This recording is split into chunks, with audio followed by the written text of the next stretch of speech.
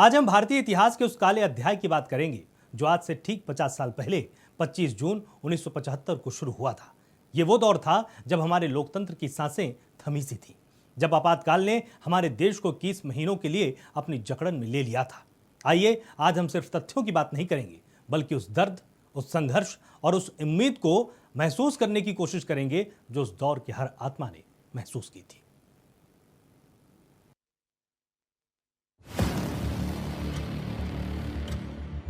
भाइयों और बहनों, राष्ट्रपति जी ने आपातकाल की घोषणा की है।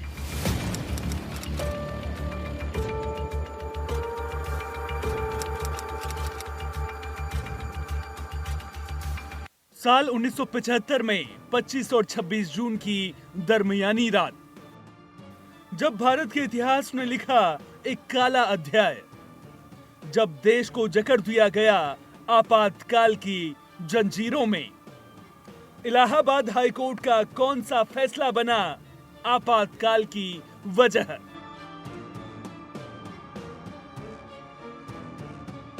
पच्चीस जून साल 1975 की रात, जब ऐलान हुआ था इमरजेंसी का।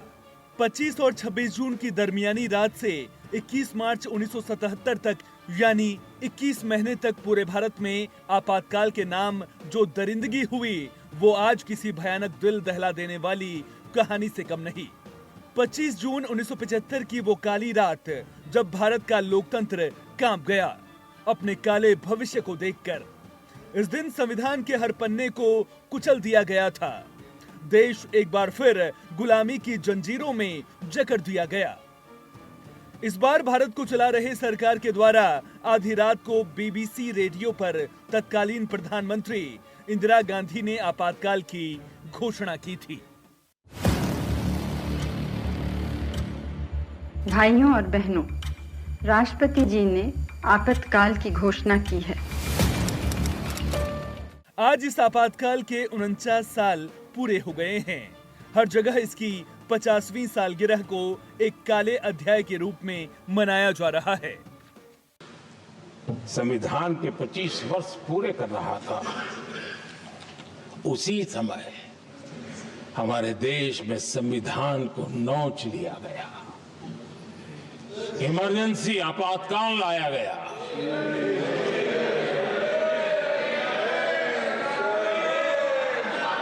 संवैधानिक व्यवस्थाओं को समाप्त कर दिया गया,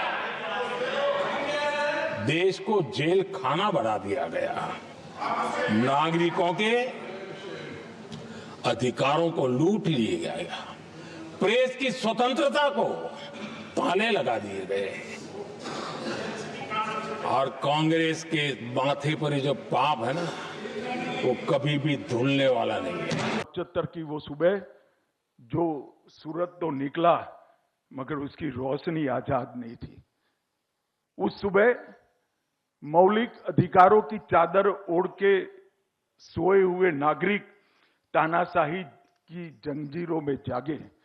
अखबार जो हर सुबह भारत को जगाता था, उस सुबह उसको पहले ही बंद कर दिया गया था। राजनीतिक भिन्नता जो लोकतंत्र का लक्षण और सुंदरता मानी जाती थी, ये बात इस देश की जनता ने कभी नहीं भूलनी चाहिए और न भूलनी चाहिए, विशेषकर इस देश के किशोर और युवाओं को। जब व्यक्ति के अंदर पड़े हुआ तानाशाह का गुण सरफेस पर आता है, तब क्या होता है, इतिहास हमारी युवा पीढ़ी को समझाना पड़ेगा। तत्कालीन राष्ट्रपति फखरुद्दीन अली अहमद ने तत्कालीन प्रधानमंत्री इंदिरा गांधी के नेतृत्व वाली सरकार की सिफारिश पर भारतीय संविधान के अनुच्छेद 352 के तहत देश में आपातकाल की घोषणा की थी। आपातकाल की कहानी सिर्फ राजनीतिक घटनाक्रमों की नहीं है, बल्कि ये उन लाखों चेहरों की कहानी है जिनकी आवाज दबा दी गई थी।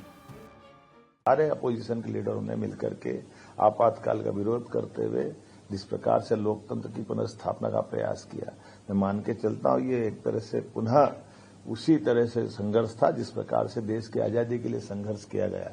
इसलिए इसे सभी मीसाबंदियों को लोकतंत्र सेनानी का नाम दिया गया। मुझे इस बात का गर्व है कि लोकतंत्र अगर आज एशिया में कहीं बचा है और दुनिया का सबसे बड़ा गणतंत्र अगर कहीं बचा है तो उसमें हमारी पार्टी के लोगों का योगदान है। अन्यथा कांग्रेस ने तो गला घोट दिया था। आपातकाल के कलंक की छाया से कभी मुक्त नहीं होगी।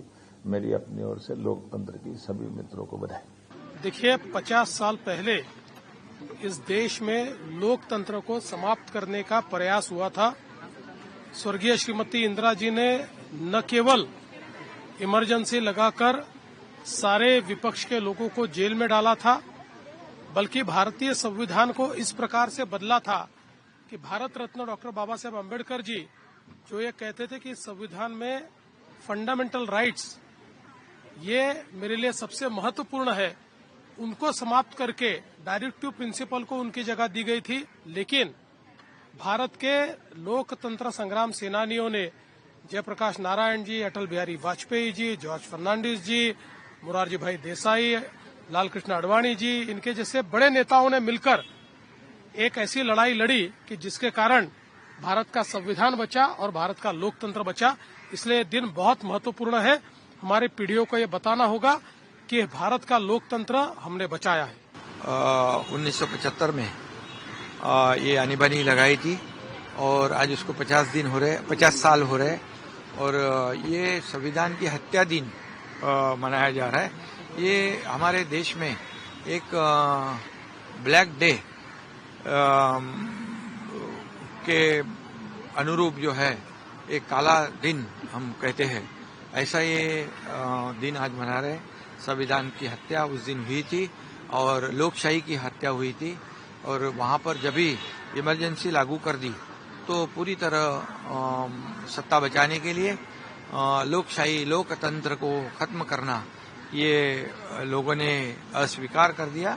और 1971 की युद्ध विजय के बाद इंदिरा गांधी की लोकप्रियता आसमान छू रही थी, लेकिन फिर धीरे धीरे महंगाई, बेरोजगारी और भ्रष्टाचार का राक्षस देश को निगलने लगा।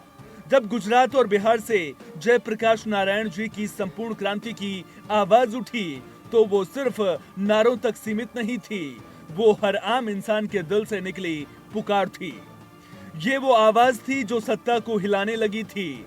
देश में समाजवादी नेता जयप्रकाश नारायण के नेतृत्व में भ्रष्टाचार और महंगाई के खिलाफ आंदोलन तेज हो रहा था। इलाहाबाद हाईकोर्ट ने इंदिरा गांधी की लोकसभा सदस्यता को रद्द कर दिया था। हम भारतीय नागरिक हैं और हम में से किसी को कभी न वो काम करना है, कभी न वो शब्द बोलने हैं, न कभी वो विचार भी करना नहीं है जिससे भारत माता का सिर झुक सकता है। हमारे ऊपर एक जबरदस्त जिम्मेदारी है, अपने लिए नहीं लेकिन आते हुए लोगों के लिए। भारत कोई 5 साल, 10 साल, 100 साल जीने का देश नहीं है, हजारों साल जीवित रहा है और हजारों साल और इसको जीवित रहना है। इसके लिए आज हमको अगर तत्काल में त्याग करना है, भविष्य के लिए, उस त्याग के लिए, उस सेवा के लिए मैं आपको पुकार देती हूँ और मुझे पूरा विश्वास है कि इसमें हम और आप, कुछ भी हमारी विचारधारा हो, राजनीतिक मतभेद हो या दूसरे मतभेद हो, एक होके हम भारत के सैनिक बने। जिससे उनकी कुर्सी खतरे में पड़ गई। जयप्रकाश नारायण जैसे नेताओं की आवाज जनता को एकजुट कर रही थी। तत्कालीन प्रधानमंत्री इंदिरा गांधी को अपनी हिलती कुर्सी से आगामी भविष्य के खतरे का एहसास हुआ तो वो ताबड़तोड़ शासन का चाबुक चलाने लगी। ऐसे में आपातकाल एक ऐसा हथियार बन गया जिसने लोकतंत्र को बंधक बना लिया।